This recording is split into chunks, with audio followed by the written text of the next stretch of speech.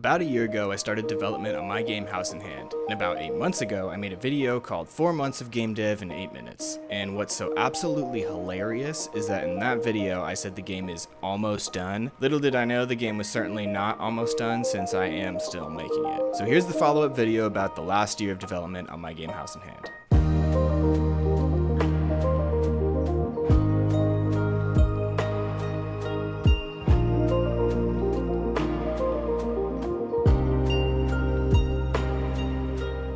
If you're new here, I'm Landon, a solo developer working on a game called Helynt, which is a roguelike Merge 3 deck builder where you build little cities on little islands that I'm making in Godot. The basic premise is that you place features like trees, rocks, and fields, and when you place 3 of those features adjacent to each other, they combine and score you points. There are also these things called policies that change some of the rules of the game, and various card upgrades. It's kind of like Candy Crush meets Balatro, and you can wishlist it now on Steam.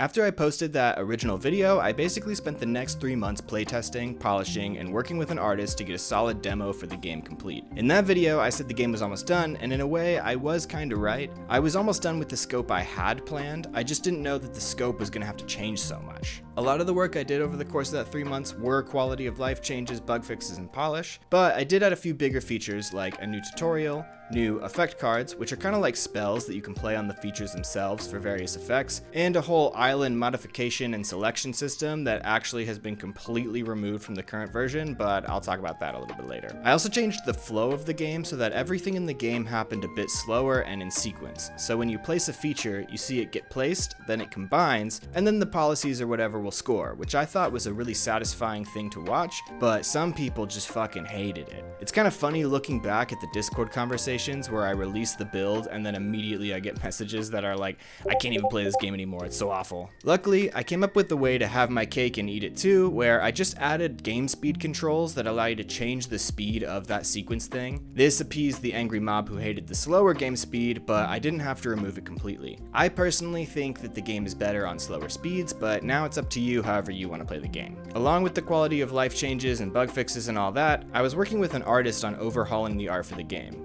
The original version just used assets I found on the internet, so we needed to redo pretty much all of the art. I also added these fancy tooltips and this keyword system where it automatically shows a second tooltip if there's a keyword detected with that keyword's definition. This also works with my translation system. Oh, and I also added a translation system. I don't have any translations yet, everything is still in English, but the system is there for when I do get translations. The absolute biggest pain I had to deal with was getting my game set up in Steamworks. Steamworks is incredibly confusing and unintuitive. I can't even begin to describe the absolute shit show that this app is. A very dumb problem I ran into was that my game was originally called House and Hand with an ampersand, House ampersand hand. Well, this apparently was a horrible idea because Steam changed the ampersand into an HTML entity, so my game was House amp hand, which Steam rejected because the name of the game didn't match my art assets.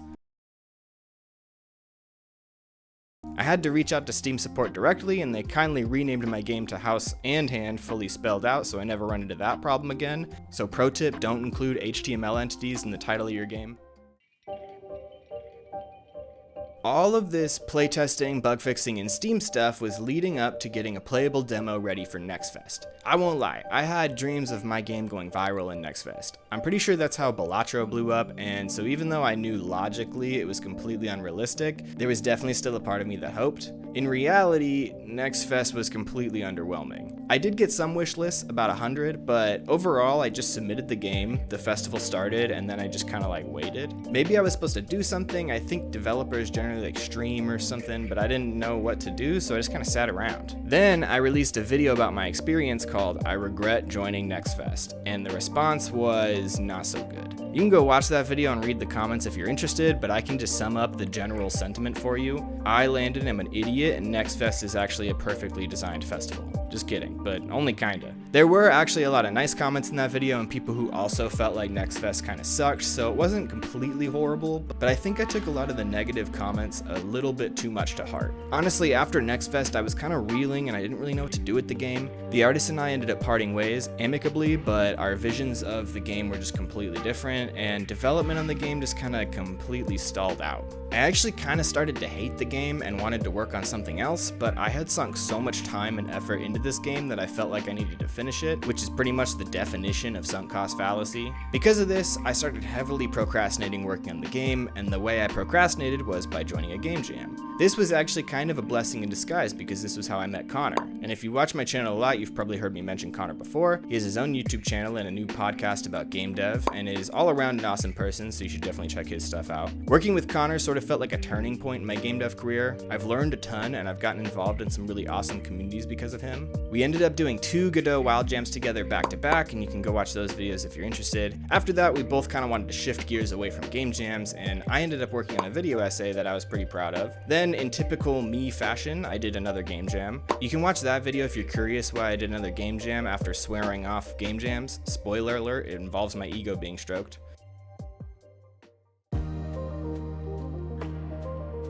And now we're here, 5 months later. I've got a new artist for the game, and I have a tightly scoped plan to finish the game, and in general I'm just feeling a lot better about the whole process. Since the NextFest demo, I actually changed the entire format of the game. It's no longer a series of islands you try to beat, but instead one island you play on for the whole run. I did this because the separate islands never really sat right with me. I think the real fun of the game is lining up combos and playing the same board for a long time, and I really hated the moment when you'd be in the zone and get interrupted because you beat the level. And I think a lot of playtesters kind of felt this same way. I didn't really know what to do about this, but then I was playing Ball Pit, and I realized they just increased the size of the level when you hit certain milestones in the run, and that seemed like the perfect solution. So that's exactly what I did. When you hit a certain point threshold in a run, your island size just increases. And instead of the shops in between each level, you just get a random set of rewards you can choose from when you earn a certain amount of points. To me, this feels kind of like the perfect solution. It's just so much more simple and intuitive. I also added permanent progression in the form of an upgrade tree. Currently, the tree just has a few test nodes on it, but I plan on adding a lot more nodes and even more trees. In the future, you'll be able to unlock different decks that come with different cards and powers and different biomes and a few other upgrades that I'll talk about in a future devlog. The UI obviously still needs a lot of work, and I still have some gameplay features I need to build, and it obviously needs a ton of polish, but I think it's finally starting to come together. One of the biggest lessons I learned from this whole process was that the production point, which is a term Heartbeast coined that's basically the point in which you're ready to go full steam ahead on a game, is so much further off than you think, and you won't really know that until you playtest and prototype. To be honest, I'm sort of grateful for this last year, even though it was kind of an awful development cycle for the game, because I don't think I could have learned all of the lessons I learned any other way. I think I had to learn the hard way just by failing over and over again, and now I feel much more confident in my ability to develop a game and in a reasonable amount of time. However, I do still need to finish this game, so I'm not out of the woods yet. I'm not going to say the game is almost done because I don't want to jinx it, but if you're interested in keeping up with the development, you can wishlist the game on Steam and or join my Discord. Also, don't forget to like and subscribe to feed the algorithm so more people can see my ugly mug, and yeah, thanks for watching. Bye.